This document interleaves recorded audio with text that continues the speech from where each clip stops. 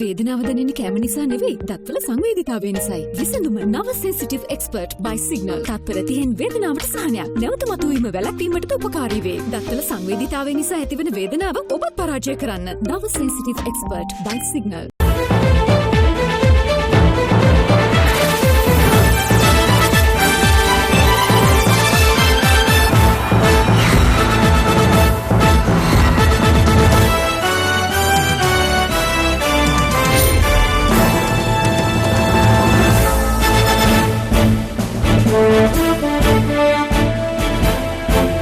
ආයුබෝවන් සුබ සන්ධ්‍යාවක්.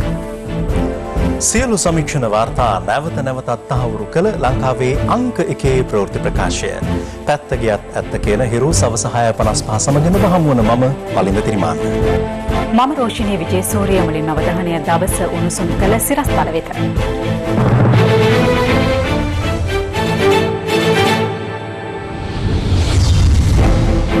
අප අවලංගු කිරීමේ තීන්දුවට එරෙහිව රාජිතගෙන් අභියාචනයක්. මෙරට සමස්ත ආසාදිතයන් ගණන 900 ඉක්මවයි. සුවවීමේ ප්‍රතිශතයෙන් ඇමරිකාව සහ රුසියාව අභිබවයි. කොරෝනා වසංගතය සම්බන්ධයෙන් ලෝක සෞඛ්‍ය සංවිධානයෙන් රතු එළියක්. CID-යට කැඳ වූ මංගල සමරවීරගෙන් තවමත් ප්‍රශ්න කෙරේ. පොලිසිය නොසැලකිල්ලෙන් පාස්කු ප්‍රහාරය වළක්වාගත නොහැකි වූ බවට ජ්‍යෙෂ්ඨ පොලිස් නිලධාරීන්ගෙන් අනාවරණයක්.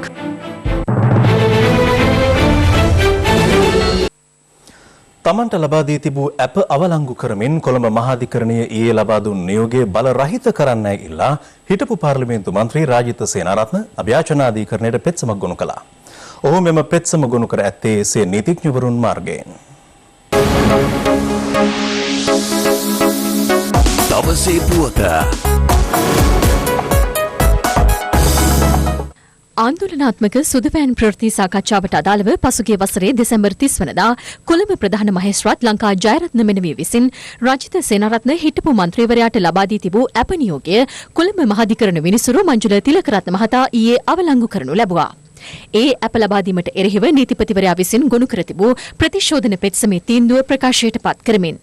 ඒ අනුව ඊයේ පසරුවේ රාජිත සේනාරත්න හිටපු මන්ත්‍රීවරයා අපරාධ පරීක්ෂණ දෙපාර්තමේන්තුවට බහර වීමෙන් අනතුරුව කොළඹ ප්‍රධාන මහේස්ත්‍රාත් අධිකරණයට රැගෙන ආවා. ඒ රාත්‍රී 8:30ට පමණ.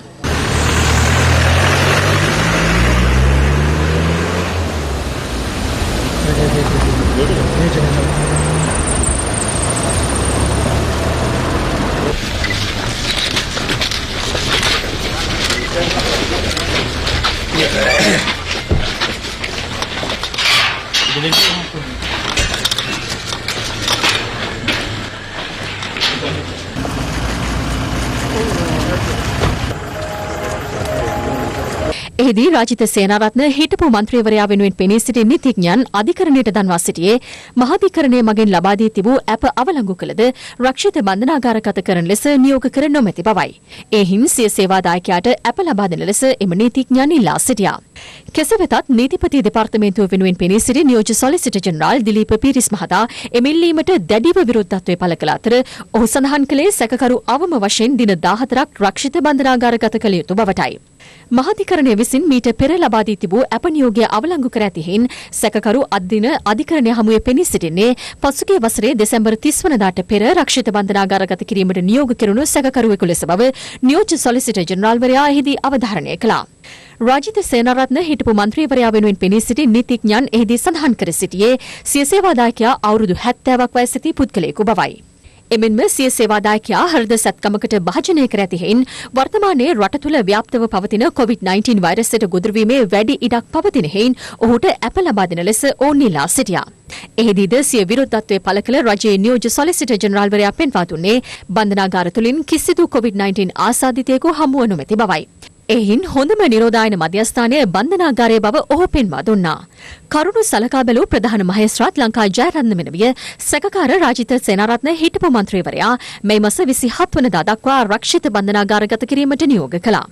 අධිකරණ භූමියෙන් පිටතට රැගෙන ආ රාජිත සේනාරත්න හිටපු මන්ත්‍රීවරයා නිරෝධායනය සඳහා මීගමුව පල්ලන්සේන තරුණ වරදකරුවන්ගේ විශෝධන මධ්‍යස්ථානය වෙත යොමු කෙරුණා.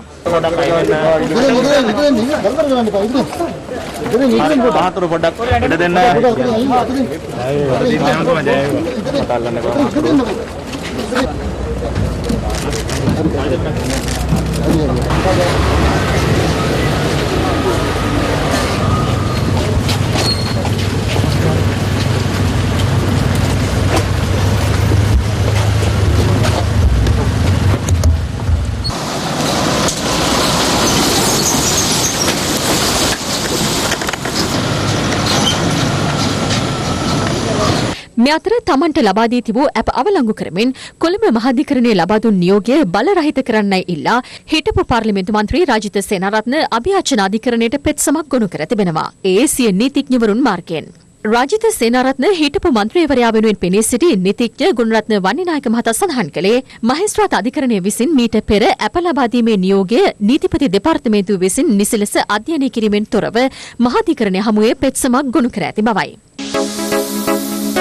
දවසේ පුවත හිටපු පාර්ලිමේන්තු මන්ත්‍රී රාජිත සේනාරත්න රක්ෂිත බන්ධනාගාරගත කිරීම සම්බන්ධයෙන් පක්ෂ විපක්ෂ දේශපාලඥයන් ඇතුළු පාර්ශව රැසක් මෙලෙස අදහස් පළ කළා. රාජිත සේනාරත්න ඇමතුමා අධ්‍යක්ෂණය කරපු පිටපත රචනා කරපු මහා දැවැන්ත ත්‍රාසය භීතිය කුතුහලය ඇති කරපු චිත්‍රපටයේ අවසාන ජවනිකාව ඊයේ වෙනකොට නරඹන්නට අපි සීලු දෙනාට හැකියාව ලැබුණා. මේ ජවනිකාවත් එක්ක සීලු දෙනාටම දැනගැනීම පිණිස මම එතුමා කරපු ප්‍රකාශයක් මාධ්‍යයට නිකුත් කරනවා. හිරේ යන අවුරුද්ද සහෝදරයෝ මතක තියාගන්න. මේ අවුරුද්ද ඉවර වෙනකොට රාජපක්ෂ ඇඩ්‍රස් කොහෙද? වැලිකඩ හිරගෙදර. තමුන්නාන්සලට ඇඩ්‍රස් වරදින්නේ නැහැ. හිතපු ගමන් පොඩි පෝස්ට් කාඩ් එකක් දාන්න සනීපද කියලා. සනීපද කියලා. හිටපු ඇමතුමා දැන් සනීපද. ප්‍රෝති සාකච්ඡාවක් පැවැත්වුවා කියලා ඒ ප්‍රෝති සාකච්ඡාවේදී වෙන පුද්ගලයෝ දෙන්නෙක් යම් අසත්‍යයක් කිව්වා කියලා ඒ කාරණේ මත අත්අඩංගුවට ගොඩ ගන්න ආණ්ඩුවට තියෙන උවමනාව පරිගැනීමේ චේතනාවෙන් යුතු උවමනාවක්. මේ පුවත්පත් සාකච්ඡාව උතුරේ පුවත්පත්වල පහුවෙන්දා උදේ හෙඩ්ලයින් වල තිබුණා. ඉතින් ඒකෙන් සම්පූර්ණයෙන්ම ද්‍රවිඩ ජනතාවත් මුස්ලිම් ජනතාවත් විශාල භීතියකටපත් වුණා. මේක ඊටාම වැරදි සහගත ක්‍රියාවක්. ඒ අයට විරුද්ධව දඬුවම් පැමිණීම අනිවාර්යෙන් කළ යුතු කාරණයක්. රාජිත සේනාරත්න මහත්මයාට ජනාධිපතිවරණයට කලින් උවමනා වුණා ගෝඨාභය රාජපක්ෂ ජනාධිපතිවරයාට එරෙහිව අපහාස කිරීමට මේ පුජ්‍යලයන් නැව්ගත්තේ කොහොමද? ඖෂධ මාපියාව සම්බන්ධව හරියට විමර්ශනයක් කළොත් සදාකල් රාජිත සේනාරත්න මහත්මයාට හිරගත වෙලා ඉන්න වෙනවා. සමර්ථිත දූෂණ චෝදනා නිසා පල්ලස් කොමිෂමට එන්න කිව්වා, FCID කට එන්න කිව්වා. ඒක එක තැනකටවත් ගියේ නෑ බලේ පාවිච්චි කරලා.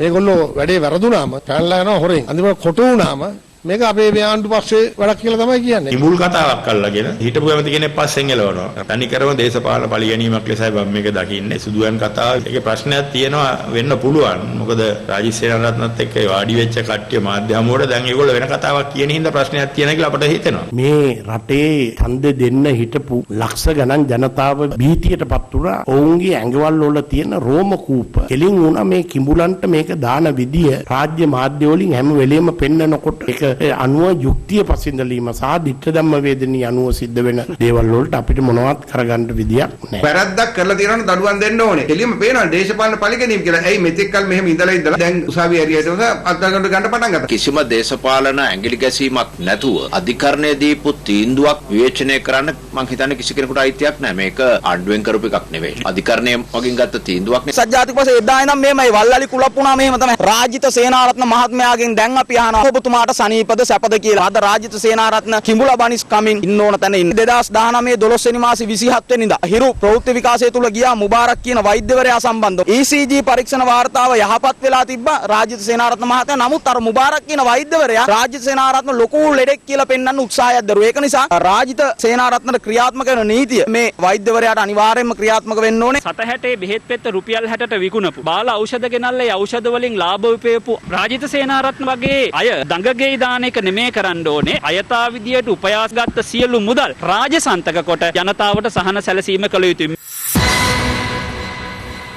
හිටපු මුදල් අමාත්‍ය මංගල සමරවීර මහතා අද පස්වරුවේ අපරාධ පරීක්ෂණ දෙපාර්තමේන්තුව හමුවට කැඳවා තිබුණා. ඒ පසුගිය ජනාධිපතිවරණය සඳහා ලංගම බස් රථ යොදා ගැනීම සම්බන්ධයෙන් සිදු කෙරෙන විමර්ශනයකට අදාළව ප්‍රකාශයක් ලබා ගැනීම සඳහායි.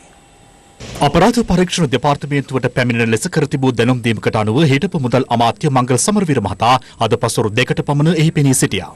පසුගිය ජනාධිපතිවරණයේදී පුත්තලම දිස්ත්‍රික්කයේ අවතැන්නුවන් ඡන්දය ප්‍රකාශ කිරීම සඳහා ලංගම බස් රථ යොදා ගනිමින් මන්නාරම දිස්ත්‍රික්කයට රැගෙන යාමට අවශ්‍ය මූල්‍ය පහසුකම් සපයා දීම සම්බන්ධයෙන් සිදු කෙරෙන විමර්ශනයකට අදාළව ප්‍රකාශයක් ලබා දීම සඳහායි මෙම කැඳවීම සිදු කර තිබුණේ. අද මොකක්ද මේ කාරණාව? දන්නේ එන්න කිව්වා ආවා. ඔබට මොකක්ද දින චෝදනාව? මම එනකොට කියන්නම් ආවොත්. එහෙම අරස් කරලා ඉතින් රාජ්‍ය කොන්තිතුමා. දන්නේ කාරණාවක් කියලා නෑ. සයිරා අයි ගිහලා එන්න කියලා අපි ප්‍රාර්ථනා කරනවා. මමත් ඒ කියලා ප්‍රාර්ථනා කරනවා. අදාළ විමර්ශනය සම්බන්ධයෙන් හිටපු අමාත්‍යවරයෙකු වූ රිෂාඩ් බදුද්දීන් මහතාගෙන්ද මීට පෙර අපරාධ පරීක්ෂණ දෙපාර්තමේන්තුව ප්‍රකාශ සටහන් කරගනු ලැබුවා. අද පස්වරු ව්‍යාපාර පරීක්ෂණ දෙපාර්තමේන්තුවට පැමිණි හිටපු අමාත්‍ය මංගල සමරවීර මහතාගෙන් මේ වන විටත් ප්‍රකාශ සටහන් කරගනිමින් පවතින බවයි අප වාර්තාකරුවන් පැවසුවේ. පාස්කු ඉරුදින එල්ලූ ප්‍රහාරය වළක්වා නොගැනීම සම්බන්ධයෙන් ජාතික බුද්ධි සේවාව අපරාධ පරීක්ෂණ දෙපාර්තමේන්තුව ආරක්ෂක අමාත්‍යංශය මෙන්ම පොලිස් දෙපාර්තමේන්තුවද ඍජුව වගකිව යුතු බව ජ්‍යෙෂ්ඨ නියෝජ්‍ය පොලිස්පති දේශබන්දු තෙන්නකෝන් මහතා පවසනවා. ඔහු මේ බව සඳහන් කළේ පාස්කු ප්‍රහාරය සම්බන්ධයෙන් සොයන ජනාධිපති පරීක්ෂණ කොමිෂන් සභාව හමුවේ අද සාක්ෂි ලබා දෙමින්. පාස්කු ඉරිදා ප්‍රහාරය සම්බන්ධයෙන් සොයන ජනාධිපති පරීක්ෂණ කොමිෂන් සභාවේ කටයුතු ඊයේ ආරම්භ වුණේ මාස 2කින් පසුවයි. එහි විවෘත සාක්ෂි විමසීම අද ආරම්භ කෙරුණේ මීටරේ පරතරය පරිදි නිසි සෞඛ්‍ය ආරක්ෂිත ක්‍රමවේදයන් අනුගමනය කරමිනුයි. ජනාධිපති පරීක්ෂණ කොමිෂන් සභාව හමුවේ අද ප්‍රථමයෙන් සාක්ෂි ලබා දුන්නේ බස්නාහිර දකුණ බහර නියෝජ්‍ය පොලිස්පති වසන්ත වික්‍රමසිංහ මහතායි. ඔහු පසුගිය වසරේ අප්‍රේල් මාස 19 හා 21 අතර කාලයේදී බස්නාහිර උතුර බහරව වැඩ ආවරණය කරන නියෝජ්‍ය පොලිස්පතිවරයා ලෙසද කටයුතු කර තිබුණා. එම ප්‍රදේශීය භාරව කටයුතු කළ ජ්‍යෙෂ්ඨ නියෝජ්‍ය පොලිස්පති දේශබන්දු තෙන්නකෝන් මහතා එම දිනවල නිමාඩු ලබා තිබෙනවා. පාස්කු ප්‍රහාරය සම්බන්ධයෙන් තොරතුරු දැක්වෙන ලේඛනයක් මුලින්ම ලැබුණේ කවදාදැයි කොමිෂන් සභාව වසන්ත වික්‍රමසිංහ මහතාගෙන් විමසුවා. ඔහු සඳහන් කළේ තොරතුරු සඳහන් ලේඛනයක් 2019 4 වෙනි මාස 9 වෙනි දින VPN තාක්ෂණය ඔස්සේ තමන්ට ලැබුණු බවයි. අදාළ ලේඛනයේ දිවයිනේ කතෝලික දේවස්ථාන කිහිපයකට සහ ඉන්දියානු මහ කොමසාරිස් කාර්යාලයට මරාගෙන මැරෙන ප්‍රහාරයක් එල්ල කරන බවට තොරතුරු සඳහන්ව තිබූ බව ඔහු වැඩිදුරටත් සඳහන් කළා. අදාළ ලේඛනයේ සහරාන් හෂිම් සහ මොහොමඩ් රිල්වාන් යන අයගේ නම් හැඳුනුම්පත් අංක සහ ඡායාරූපද අන්තර්ගතව තිබූ බවත් නියෝජ්‍ය පොලිස්පතිවරයා පැවසුවා. ඒ අනුව තමන් බස්නාහිර දකුණ කොට්ටාසයට අදාළ ජ්‍යෙෂ්ඨ පොලිස් අධිකාරීවරුන් දෙදෙනාට මේ පිළිබඳ ලිඛිතව සහ වාචිකව දැනුම් දුන් බවත් ක්‍රියා කළ යුතු ආකාරය සම්බන්ධයෙන් නියෝග 16කින් යුත් ලේඛනයක්ද ලබා දුන් බවත් ඔහු කොමිසම හමුවේ සඳහන් කළා. බස්නාහිර උතුර ප්‍රදේශයට මේ සම්බන්ධයෙන් නියෝග ලබා දුන්නේදයි කොමිසම එහිදී ඔහුගෙන් ප්‍රශ්න කළා. ඔහු සඳහන් කළේ ඒ වන විට එම ප්‍රදේශීය භාරව කටයුතු කළේ නියෝජ්‍ය පොලිස්පති දේශබන්දු තෙන්නකෝන් මහතා බවයි. මෙවැනි ප්‍රහාරයක් සම්බන්ධ ලේඛනයක් පොලිස් දෙපාර්තමේන්තුවට ලැබී තිබියදීත් දේශබන්දු තෙන්නකෝන් මහතාට නිවාඩු අනුමත වූයේ කෙසේදයි කොමිසම ප්‍රශ්න කළා. වසන්ත වික්‍රමසිංහ මහතා ඊට පිළිතුරු දෙමින් සඳහන් කළේ නිවාඩු අනුමත කරන්නේ පොලිස්පතිවරයා බවයි. කොමිසම කළ ප්‍රශ්න කිරීම්වලදී නියෝජ්‍ය පොලිස්පතිවරයා සඳහන් කළේ දේශබන්දු තෙන්නකෝන් මහතා බස්නාහිර උතුර පොලිස් අධිකාරීවරුන් දෙදෙනෙකුට අදාළ ලිපිය පිළිබඳ ක්‍රියා කරන්නයි නියෝග කර ඇති බවයි. මෙහිදී නියෝජ්‍ය පොලිස්පති වසන්ත වික්‍රමසිංහ මහතා වැඩිදුරටත් සඳහන් කළේ 2019 අප්‍රේල් මාස 20 වෙනි දින පස්වරු 7ට පමණ ජ්‍යෙෂ්ඨ නියෝජ්‍ය පොලිස්පති නන්දන මුණසිංහ මහතා තමා අමතා සහරන්ගේ ප්‍රහාරය සම්බන්ධයෙන් ලැබී ඇති ලේඛනයේ තොරතුරු තහවුරු වී ඇතැයි රාජ්‍ය බුද්ධි සේවාවේ අධ්‍යක්ෂ නිලන්ත ජයවර්ධන මහතා පැවසූ බව සඳහන් කළා. ක්ෂණිකව ක්‍රියාත්මක වූ තමා බස්නාහිර උතුර කොට්ටාසේ පොලිස් අධිකාරීවරුන් අමතා ක්‍රිස්තියානි දේවස්ථාන වෙත අවිසහිතව ආරක්ෂාව ලබා දෙන්නයි උපදෙස් දුන් බවද ඔහු සඳහන් කළා. කෙසේ වෙතත් පසුගිය වසරේ අප්‍රේල් මාස 21 වෙනිදා කොච්චිකඩේ සහ කටුවපිටිය දේවස්ථානවලට බෝම්බ ප්‍රහාර එල්ල කර ඇති බවට තමා රූපවාහිනියෙන් දුටු බවත් නියෝජ්‍ය පොලිස්පති වසන්ත වික්‍රමසිංහ මහතා සඳහන් කළා. එහිදී ජනාධිපති කොමිසම විමසුවේ පොලිස් දෙපාර්තමේන්තුව තුළ sannivedanaya සඳහා තාක්ෂණික ක්‍රමවේදයන් රැසක් තිබියදී අදාළ පිපිරීම දැනගත්තේ රූපවාහිනියෙන්ද යන්නයි. තමන්ට කිසිදු පොලිස් නිලධාරියෙක් ඒ පිළිබඳ දැනුම් නොදුන් බවත් පැවති තත්ත්වය නිසා එම පණිවුඩය මගහැරී යන්නට ඇතැයි තමා විශ්වාස කරන බවත් එවිට නියෝජ්‍ය පොලිස්පතිවරයා සඳහන් කළා. නියෝජ්‍ය පොලිස්පති අජිත් රෝහණ මහතා පසුව තමන් අමතා අදාළ සිද්ධිය සම්බන්ධයෙන් පොලිස් අධිකාරීවරුන් ක්‍රියාත්මක වී නොමැති බවත් ක්‍රිස්තියානි දේවස්ථාන වෙත කිසිදු විශේෂ ආරක්ෂාවක් යොදවා නොතිබූ බවත් සඳහන් කළේ යයිද ඔහු කොමිසම හමුවේ පැවසුවා. අනතුරුව ඔහු වැඩිදුරටත් සඳහන් කළේ අදාළ සිද්ධිය සම්බන්ධයෙන් පොලිස් දෙපාර්තමේන්තුව නිසි අයුරින් ක්‍රියාත්මක නොවීමෙන් මෙම ප්‍රහාරය වළක්වා ගැනීමට නොහැකි වූ බවට තමන් විශ්වාස කරන බවයි. අනතුරුව ජනාධිපති කොමිසම හමුවේ සාක්ෂි ලබා දුන්නේ පාස්කු ප්‍රහාරය සමයේ බස්නාහිර උතුර කොට්ටාසය බහර නියෝජ්‍ය පොලිස්පතිවරයා ලෙස කටයුතු කළ වත්මන් බස්නාහිර පළාත බහර ජ්‍යෙෂ්ඨ නියෝජ්‍ය පොලිස්පති දේශබන්දු තෙන්නකෝන් මහතායි. නීතිපති දෙපාර්තමේන්තුව වෙනුවෙන් පෙනී සිටි රජයේ ජ්‍යෙෂ්ඨ අධිනීතිඥවරයා ඔහුගෙන් විමසා සිටියේ 2019 අප්‍රේල් මාස 9 වෙනි දින ලැබුණු ලිපිය සම්බන්ධයෙන් ප්‍රමුඛත්වයක් දී ක්‍රියා නොකළේ මන්ද යන්නයි. දේශබන්දු තෙන්නකෝන් මහතා සඳහන් කළේ යුද්ධය පැවති සමයේදී පවා මෙවැනි බුද්ධි තොරතුරු සම්බන්ධයෙන් ක්‍රියා කළ ආකාරයක් පැවතියත් අදාළ ලිපිය සම්බන්ධයෙන් බුද්ධ්‍යංශ නිසි ක්‍රමවේද අනුගමනය නොකළ බවයි. බුද්ධ්‍යංශ ලබා දුන් ලිපියේ නිශ්චිත භාවය සම්බන්ධ ගැටලුවක්ද පැවති බවත් නිශ්චිත ස්ථානයක් දිනයක් හෝ වේලාවක් සඳහන්ව නොතිබූ බවත් දේශබන්දු තෙන්නකෝන් මහතා කොමිසම හමුවේ සඳහන් කළා. ඒ අනුව ඔහු පැවසුවේ බුද්ධ්‍යංශ විසින් අදාළ ලිපියේ ප්‍රබලත්වය බාල කර තිබූ බවයි. දේශබන්දු තෙන්නකෝන් මහතා කොමිසම හමුවේ පැවසුවේ මෙවැනි බුද්ධි තොරතුරු ලැබුණු මීට පෙර අවස්ථාවන් වලදී පොලිස්පතිවරු ආරක්ෂක ලේකම්වරු ගත යුතු ක්‍රියාමාර්ග සම්බන්ධයෙන් තමන්ට ඍජුව යම් යම් නියෝග ලබා දී ඇති නමුත් මෙම සිද්ධිය සම්බන්ධයෙන් එවැනි කිසිවක් සිදු නොවූ බවයි. ඒ හරහාද අදාළ බුද්ධි තොරතුරේ ප්‍රබලත්වය පහළ දමා තිබූ බව ජ්‍යෙෂ්ඨ නියෝජ්‍ය පොලිස්පතිවරයා සඳහන් කළා. අනතුරුව කොමිසම විමසා සිටියේ එසේනම් මෙහි වරද ඇත්තේ කා අතද යන්නයි.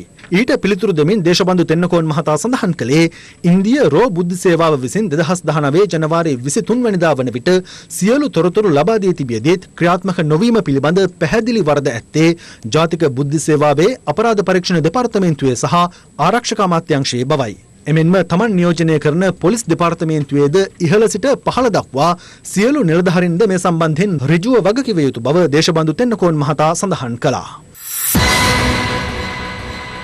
පවතින කොවිඩ් වසංගතය හමුවේ ඕනෑම හදිසි තත්ත්වයකදී භාණ්ඩ සැපීමේ ගැටලුවක් නොමැති බවත් පාරිභෝගික භාණ්ඩ ක්‍රමවත්ව සැපීමේ හැකියාවක්ද පවතින බවත් මෙරට සුපිරි වෙළඳසැල් ජාලයේ ප්‍රධාන නියෝජිතයින් පවසනවා. යලි ඇරඹෙන සුපිරි වෙළඳසැල් සම්බන්ධයෙන් හිරු ටීවී ඔස්සේ විකාශය වූ රට සහ හෙට වැඩසටහනට එක්වෙමින් ඔවුන් මේ බව ප්‍රකාශ කළා. COVID-19 අර්බුදයේ මේ විදිහට යටපත් වෙගෙන ගියත් සමහර මතයන් තියෙනවා මේක නැවතත් දෙවෙනි රැල්ලක් විදිහට එන්න පුළුවන් කියලා. ප්‍රාර්ථනා කරනවාම වෙන්න එපා කියලා. නමුත් අපි හිතමු බැරි වෙලා හරි නැවතත් අපේ රටේ මේ වගේ තත්ත්වයක් ඇති වෙන්න ආවොත් කොහොමද තොග ප්‍රමාණවත් තියෙනවද සමස්තයක් විදිහට ගත්තාම? භාණ්ඩ සැපයීම ගැන කිසි ප්‍රශ්නයක් නැහැ. විවිධ ක්‍රම තියෙනවා අන්තර්ජාලය මාර්ගයෙන් එහෙම බඩු ගන්න පුළුවන්. අපේ තියෙනවා වෙබ්සයිට්ස් දෙකක්. එතකොට අපේ තියෙනවා තව WhatsApp මෙසේජ් කරලා ගන්න බඩු ගන්න පුළුවන් ක්‍රමවේද ජංගම ලොරි රථ තියෙනවා. ඉතින් එහෙම තියෙනකොට සුපර් මාකට් එකක් ඇතුළට ඇවිල්ලා තරඟකාරීව බඩු ගන්න අවශ්‍යතාවයක් නැහැ. බය වෙලා පැනික් බයින් කරන්න තරම් අවශ්‍යතාවයක් නැහැ. මාර්තු මැද ඉඳන්ම අපේ තියෙනවා කලෙක්ෂන් සෙන්ටර්ස් එළවලු පරතුරු ගොවියාගෙන් අරගෙන කලෙක්ට් කරන සෙන්ටර්ස් රටවටේ තියෙනවා කලෙක්ෂන් සෙන්ටර්ස් 8ක් තියෙනවා. ඒතරද අපිට හොඳට එක්ස්පීරියන්ස් එකක් තියෙනවා මේක සම්බන්ධව ඉස්සරහට කරගෙන යන්නත් මොකක් හරි හේතුවකට මේ වගේම දෙයක් කරන්න තියෙනවා නම් අපිට කිසිම ගැටලුවක් නැහැ. මොකද ඒ එක්ස්පීරියන්ස් එක අපිට තියෙනවා. 365 දවසම අපේ වෙළඳ ජාලය අභිවෘතව තියෙනවා. අපි අවුරුදු වලටත් වැහුවේ නැහැ, වෙසක් වලටත් වැහුවේ නැහැ. අපේ කස්ටමර්ස්ලාට සර්ව් කරන්න හැම වෙලෙම සැදී පැහැදී ඉන්නවා. ආනයනික භාණ්ඩ මේ මොහොතේදී යම්කිසි අඩුපාඩුවක් හිගයක් තියෙනවා. මේ මොහොත වෙද්දී එහෙම අපිට භාණ්ඩ හිගයක් නැහැ. ආහාර පාන දේවල් වගේ ඒවා හිගයක් ඇති වුණොත් අපි බලලා වැඩ කටයුතු යොදලා තියෙනවා. ගෲප් කම්පැනිස් වලින් අපි බලන් හදලා තියෙනවා ඒ වගේ දේවල් අපි කොහොමද නිෂ්පාදනය කරන්න කියලා. දැනට අපි කරපු සාකච්ඡා අනුව එහෙම හිගයක් කියලා නැහැ. බය වෙන්න දෙයක් නැහැ. COVID-19 වෛරසය ලෝකයෙන් තුරන් කිරීමට නොහැකි වනු ඇති බවට ලෝක සෞඛ්‍ය සංවිධානය අද අනතුරු ඇඟවුවා. එහි අධ්‍යක්ෂ වෛද්‍ය මයිකල් රයන් පවසන්නේ ප්‍රතිකාර එන්නතක් සොයාගත්තද වෛරසය කුමන රටක හෝ පවතිනු ඇති බවයි. මෙතර COVID-19 වසංගතයේ හේතුවෙන් ලොව මිලියන ගණනක් ජනතාව පීඩා විඳින පසුබිමක මානසික රෝග අර්බුදයක් මතුවන බව එක්සත් ජාතීන්ගේ සංවිධානය පෙන්වා දෙනවා. ලොව පුරා COVID-19 වෛරසය ආසාදනය වූ පුද්ගලයන් සංඛ්‍යාව මේ වන විට 44,44,267 දක්වා ඉහළ ගොස් ඇති අතර ලොව පුරා වාර්තා වන COVID-19 මරණ සංඛ්‍යාව 2,98,401ක්. වෛරසය ආසාදනය වූ පුද්ගලයන් 16,68,538ක් මේ වන විට සුවය ලබා තිබෙනවා. ලොව වැඩිම ආසාදිතයන් ඇමරිකාවෙන් වාර්තා වන අතර ගත වූ පැය 24 තුළ නව ආසාදිතයන් 21,712ක් හඳුනා ගැනීමත් සමග එරට සමස්ත ආසාදිතයන් සංඛ්‍යාව 14,30,348 දක්වා ඉහළ ගියා. යුරෝපයේ වැඩිම COVID-19 ආසාදිතයන් සංඛ්‍යාවක් ස්පාඤ්ඤයෙන් වාර්තා වන අතර එම සංඛ්‍යාව 2,71,095ක්.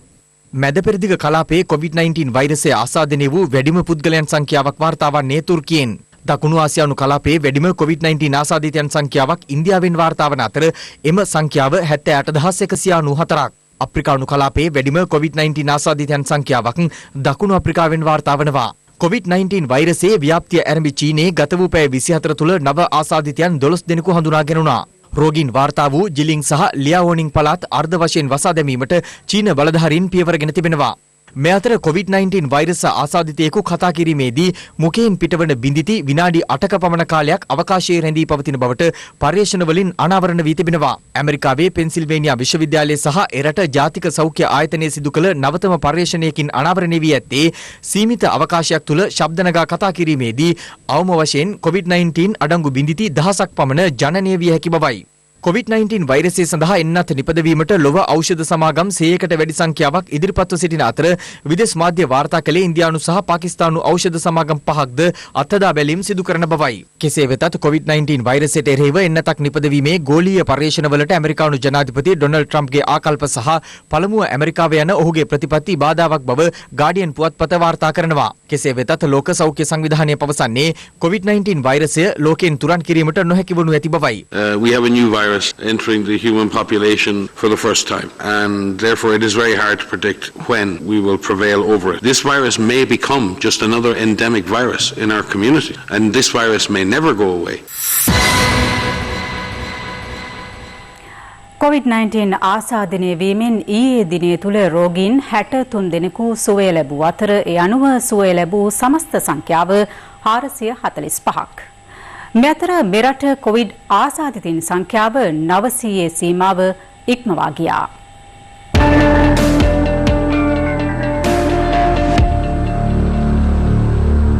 ගෙවුණු පැය 24 තුළ COVID-19 වෛරසය ආසාදනය වී සුවය ලැබූ පුද්ගලයන් 63 දෙනෙකු රෝහල් වලින් පිටව ගියා. ඉන් 44 දෙනෙකු නාවික රෝහලෙත්, 5 දෙනෙකු වැලිකන්ද මූලික රෝහලෙත්, තවත් 5 දෙනෙකු හෝමාගම මූලික රෝහලෙත්, 4 දෙනෙකු ජාතික බෝවන රෝග විද්‍යායතනයේත්, 3 දෙනෙකු නැගෙනහිර කොළඹ මූලික රෝහලේ සහ 2 දෙනෙකු ඉරණවිල රෝහලේ ප්‍රතිකාර ලැබුවන්.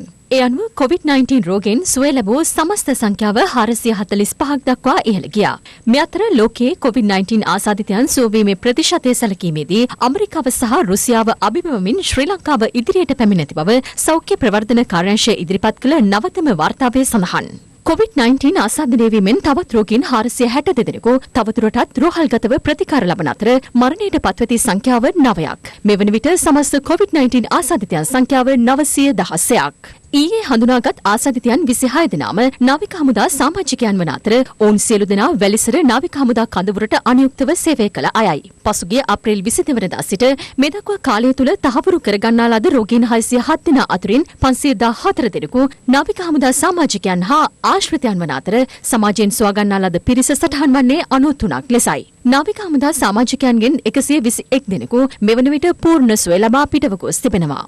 මේ අතර අද කොළඹ මෝදර උයන නිවාස සංකීර්ණයේ පුද්ගලයන් 60 දෙනෙකුගේ පමණ PCR පරීක්ෂණ සිදු කළා. කොළඹ මෝදර උයන මුළු සංකීර්ණයම කවර් වෙන විදිහට තමයි අද PCR පරීක්ෂණ සිදු කරන්න ලබන්නේ. ගිය සතිය පුරාවටම අහඹු නිදි තෝරාගෙන සිදු කරන ලැබූ PCR පරීක්ෂණ වලින් එකම රෝගියෙක්වත් කොළඹ නගරයේ සීමාවට අපිට අනාවරණය වෙලා නැහැ. ඒ නිසා දිගින් දිගටම දවසක් හැර දවසක් කුඩා නියඳි තෝරාගෙන අහඹු ලෙස PCR පරීක්ෂණ කිරීමටයි අපගේ බලාපොරොත්තුව. වවුනියාව පෙරියකාඩු යුද හමුදා කඳවුරට අයත් නිරෝධායන මධ්‍යස්ථානයේ නිරෝධායනය සාර්ථකව අවසන් කළ පුද්ගලයන් 111 දෙනෙකු අද සිය නිවෙස් වෙත පිටව ගියා. ඔවුන් මහනුවර, මාතලේ, ත්‍රිකුණාමලය, අනුරාධපුර ආදී ප්‍රදේශවල පදිංචිකරුවන්. ගල්ල හබරාදුව පොලිස් නිරෝධායන මධ්‍යස්ථානයේ නිරෝධායනය සඳහා යොමු වී සිටි වැලිසර නාවික හමුදා කඳුරේ ආසාදිත සෙබළුන්ගේ සමීපතමයන් 18 දෙනෙකුත් අද නිරෝධායන කාලය අවසන් කර පිටව ගියා. Police area වලින් කරනවා සර්? Yes, සිමලක. KJN සර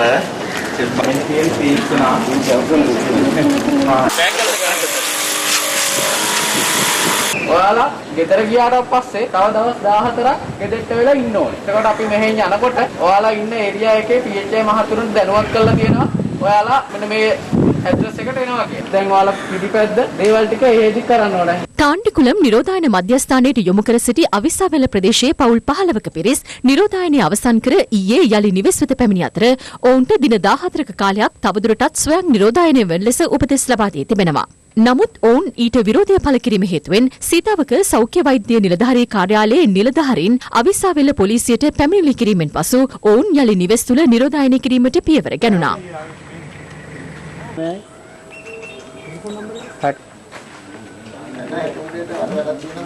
මේ අතර අම්පාර කොණ්ඩුවටුවන් නිරෝධායන මධ්‍යස්ථානයේ නිරෝධායනය සාර්ථකව අවසන් කළ 36 දෙනෙකු අද නිවෙස් වෙත පැමිණියා. මිහින්තලේ නිරෝධායන මධ්‍යස්ථානයේ රැඳී සිටි 51 දෙනෙකුගෙන් යුතු කණ්ඩායමක්ද අද පිටවකියේ නිරෝධායන කාලය සම්පූර්ණ කිරීමෙන් පසුවයි.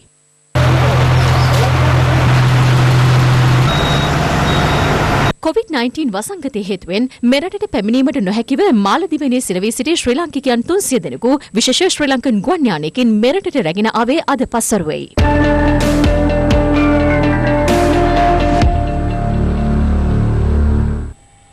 ජනාධිපති ගෝඨාභය රාජපක්ෂ මහතාගේ නායකත්වයේ යටතේ ශ්‍රී ලංකාව COVID-19 වසංගතයේ පාලනයට සමත්ව ඇති බවත් අවශ්‍ය ඕනෑම මොහොතක ශ්‍රී ලංකාවට සහාය දීමට චීනය සූදානම් බවත් චීන ජනාධිපති ෂී ජින්පින් පවසනවා. ශින්හුවා පුවත් සේවයේ වාර්තා කළේ ජනාධිපති ගෝඨාභය රාජපක්ෂ මහතා සහ චීන ජනාධිපතිවරයා අතර පැවති දුරකථන සංවාදයකදී මේ බව ප්‍රකාශ කර ඇති බවයි. චීන ජනාධිපති ෂී ජින්පින් මහතා ජනාධිපති ගෝඨාභය රාජපක්ෂ මහතා සමග දුරකථන සංවාදයක නිරත වූ බව සින්හුවා පුවත් සේවය වාර්තා කළා. COVID-19 වෛරස ව්‍යාප්තිය පාලනය කිරීම සඳහා චීනය ගෙන ගිය අරගලයට ශ්‍රී ලංකාව ලබා දුන් සහයෝගය අගය කළ චීන ජනාධිපතිවරයා තම රටේ සිටින ශ්‍රී ලාංකික පුරවැසියන්ගේද ආරක්ෂාව සහ සෞඛ්‍යය සහතික කිරීම සඳහා අඛණ්ඩව කටයුතු කරන බවට මෙම සංවාදයේදී පවසා තිබෙනවා. පවතින තත්ත්වය හමුවේ චීනය ලෝක සෞඛ්‍ය සංවිධානය සමග අඛණ්ඩව සහයෝගයෙන් කටයුතු කරන බවට චීන ජනාධිපතිවරයා සහතික වී තිබෙනවා. COVID-19 වෛරසය වැළැක්වීම සහ පාලනය කිරීම පිළිබඳව ශ්‍රී ලංකාව ගෙන යන වැඩපිළිවෙලටද සහයෝගය ලබා දෙන බවද ඔහු ප්‍රකාශ කර ඇතැයි සින්හුවා පුවත් සේවය වාර්තා කළා. චීනය සහ ශ්‍රී ලංකාව අතර සිදුවන සංවර්ධන ව්‍යාපෘති ප්‍රවර්ධනය කිරීම පිළිබඳවද මෙම දුරකථන සංවාදයේදී සාකච්ඡාවට ලක්ව තිබෙනවා. මේ අතර ශ්‍රී ලංකාවට අලුතින් පත්ව සිටින බ්‍රසීල තානාපති, ඉරාන ඉස්ලාමීය ජනරජයේ තානාපති සහ ඉන්දියානු ජනරජයේ මහ කොමසාරිස්වරයා ජනාධිපති ගෝඨාභය රාජපක්ෂ මහතා වෙත සිය අක්තපත්‍ර බහර දුන්නා. මෙරට අන්තර්ජාල තාක්ෂණයේ භාවිතයෙන් වීඩියෝ සම්මන්ත්‍රණයක් මගින් අක්තපත්‍ර බහර දුන් පළමු අවස්ථාව මෙයයි. මේ අතර ජනාධිපති ගෝඨාභය රාජපක්ෂ මහතා සිය තෙමසක වැටුප වන රුපියල් 2,92,500ක මුදල COVID-19 සෞඛ්‍ය හා සමාජ ආරක්ෂණ අරමුදලට පරිත්‍යාග කර තිබෙනවා.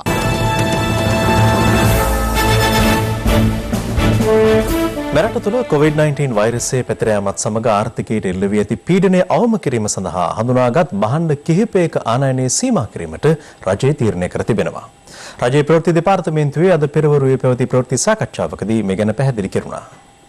බාස්මති සහල් හැර අනිකුත් සහල් වර්ග සහ රටකචු වැඩි කෘෂි නිෂ්පාදනද ඇතුළත්ව දේශීයව නිෂ්පාදනය කළ හැකි භාණ්ඩ කිහිපයක මෙන්ම ප්ලාස්ටික් භාණ්ඩ සහ අත්‍යවශ්‍ය නොවන භාණ්ඩ රසකද ආනයනය මෙලෙස අත්හිටුවා තිබෙනවා. රට ඇතුළට ගලා එන විදේශ විවහාර මුදල් අඩු වෙලා තියෙනවා. ඒ අතින් දිලිඳු තත්වයකට පත් වෙලා තිබුණ රටේ සංචිත කඩාවැටලා තියෙන තත්වයක් තුල අපි කැමැති වුණත් අකමැති වුණත් ආනයන තානම් කරන්නට හා සීමා කරන්න සිද්ධ වෙන බව වගකීමෙන් පැහැදිලි කරන්නට කැමැති වෙනවා. මෝටර් වාහන, සුඛෝපභෝගී භාණ්ඩ ආනයනය කිරීම සම්පූර්ණයෙන් තානම් කරලා තියෙනවා. නමුත් අත්‍යවශ්‍ය පරිභෝජන භාණ්ඩ කිසිම තානමක් නැහැ. සමහර භාණ්ඩ සඳහා අත්‍යවශ්‍ය නොවන එහෙත් අවශ්‍ය භාණ්ඩ ආනයනය කිරීමේදී මේ ඇති වෙලා තියෙන ද්‍රවශීලතා ප්‍රශ්නය නිසා ආනයන කියලා තියෙනවා. තමන්ගේ සැපයුම් කරුවන් සමග සාකච්ඡා කරලා දින 90ක් 180කට පස්සේ මුදල් ගෙවීමේ එකඟතාවයේ මත භාණ්ඩ ගෙන්න ගන්න පුළුවන් නම් ඒ සඳහා විශේෂ අවසරයක් ලබා දෙනවා. උදාහරණයක් වශයෙන් ඉදිකිරීමේ කර්මාන්තයට අවශ්‍ය කරන යකඩ, සිමෙන්ති, ඒ සඳහා අවශ්‍ය සමහර යෙදවුම් පිටරටින් ගේන්න ඕනේ. මේ ගැසට් නිවේදනයේ විශේෂයෙන් සඳහන් කරලා තියෙනවා. එවැනි ද්‍රව්‍ය ආනයනය කරන්නට ඉඩ දෙනවා. නමුත්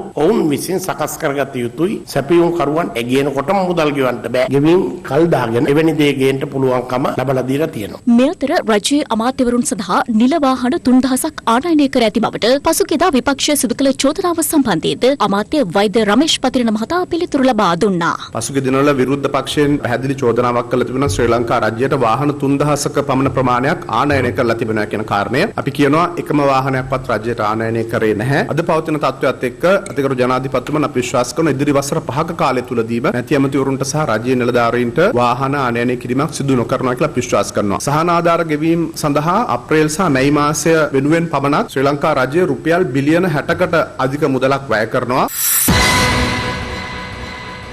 ලබන 17 වන ඉරිදා මුළු දිවයිනටම ඇඳිරි නීතිය ක්‍රියාත්මක වන බව ජනාධිපති මාධ්‍යංශය නිවේදනය කරනවා.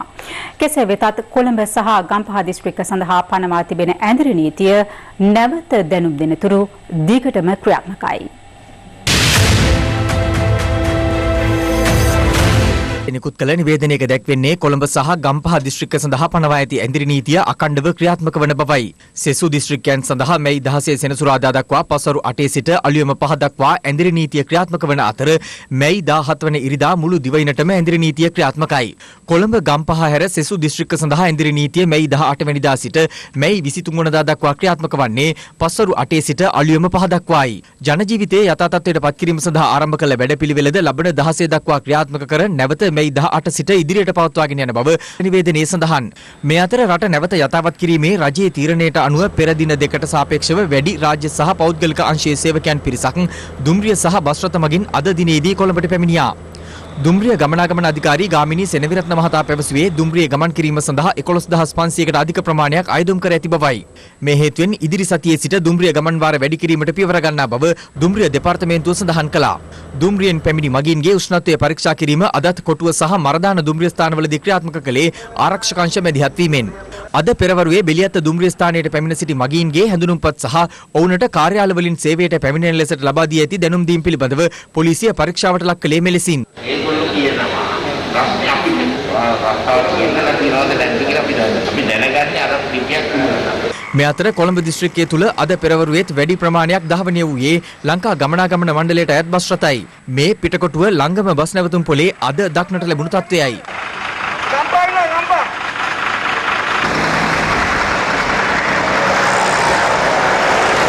නමුත් ඇඳිරි නීතිය ලිහිල් කළ දඹුල්ල නගරයේ සිට ප්‍රවාහනය සඳහා දඹුල්ල ඩිපෝවෙන් ප්‍රමාණවත් තරම් බස් රථ යොදවා තිබුණත් මගින්ගේ අඩුවක් දක්නට ලැබුණු බව අප වාර්තාකරුවන් සඳහන් කළා. මේ අතර පුද්ගලික අංශයේ ආයතනවල කිසිදු සේවකයෙකු සේවයෙන් ඉවත් නොකිරීමට හාම්පුතුන්ගේ සංගම් සමග රජය එකඟතාවකට පැමිණ තිබෙනවා. ලංකාවේ හාම්පුතුන් සමග කර්මාන්ත ශාලා ව්‍යාපාර හිමියන් සමග ව්‍යවසායකයන්ගේ නායකයන් සමග සාකච්ඡා පවත්වලා තියෙනවා. ඔවුන්ටත් වැටුප් සේවක අර්ථසාධක අරමුදල් සේවා නියුක්තයන්ගේ භාරකාර අරමුදල් යනාදී ගෙවීම පිළිබඳ දහසකුත් එකක් ගැටලු තියෙනවා. දීර්ඝ සාකච්ඡාවල ප්‍රතිඵල ලෙස කැබිනට් මණ්ඩලයට දිනේෂ් ගුණවර්ධන අමාත්‍යතුමා දැනුම් දුන්නා. ඇති වූ බලපෑම් හේතුවෙන් පුද්ගලික අංශයේ කිසිදු සේවකයෙකුගේ රැකියාව අහිමි නොකළ යුතු බව. වැටුප් ලැයිස්තුවේ වැටුප් ලැබමින් සිටි කිසිවෙකුත් ඉවත් නොකිරීමට එකඟතාවයකට පත් වෙලා තියෙනවා හාම්පුතුන්ගේ සංඝ. මේ කර්මාන්තයේ වසන් නැතුව නැවත පුනර්ජීවනයක් ලැබෙන තෙක් වැටුපෙන් මාසකට 150ක් හෝ අවම වශයෙන් රුපියල් 14500ක් යන දෙකෙන් වැඩි එක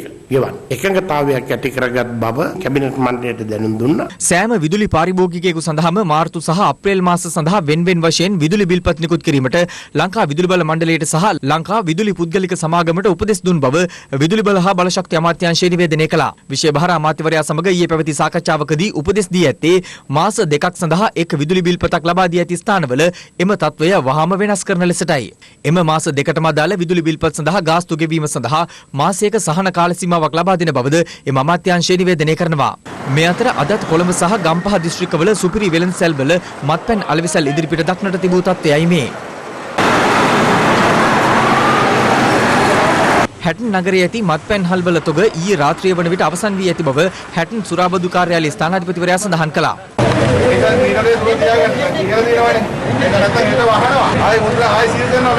මේ අතර ඊයේ මත්පැන් පානය කිරීමෙන් පසු ඇති වූ ගැටුම් හේතුවෙන් තුවාල ලැබූ 19 දිනෙක හැටන් සහ මස්කෙලිය රෝහල්වලට ඇතුළත් කර තිබෙනවා. මේ අතර හැටන් නගරයේ කොණ්ඩ කපන ස්ථාන නිසි සෞඛ්‍යාරක්ෂිත ක්‍රමවේද අනුගමනය කරමින් කටයුතු සිදු කරන ආකාරය දක්නට ලැබුණා. කෙසේ වෙතත් වාද්දුව ප්‍රදේශයේ අද ක්‍රියාත්මක වූ කොණ්ඩ කපන ස්ථානයක් වසා දැමීමට මහජන සෞඛ්‍ය පරීක්ෂකවරුන් පියවර ගත්තේ නිසි සෞඛ්‍ය උපදෙස් අනුගමනය නොකිරීම හේතුවෙන්. හෙට නිවසින් බැහැරව යාමට අවසර හිමිවන්නේ ජාතික හැඳුනුම්පතේ 9 සහ 0 සටහන් වූ පුද්ගලයන්ට පමණයි. කටුනායක ජාත්‍යන්තර ගුවන්තොටුපළේ නව පිටවීමේ පර්යන්තයේ මහජන ආලින්දය අද විවෘත කෙරුණා. මේ අතර ශ්‍රී ලංකන් ගුවන් සමාගම සීමිත ගුවන් ගමන් කිහිපයක් පසුගියදා ආරම්භ කළ අතර මගින් 96ක් රැගත් UL 503 දරන ගුවන් යානය ඊයේ රාත්‍රියේ ලන්ඩන් නගරයේ බලා පියාසර කළා.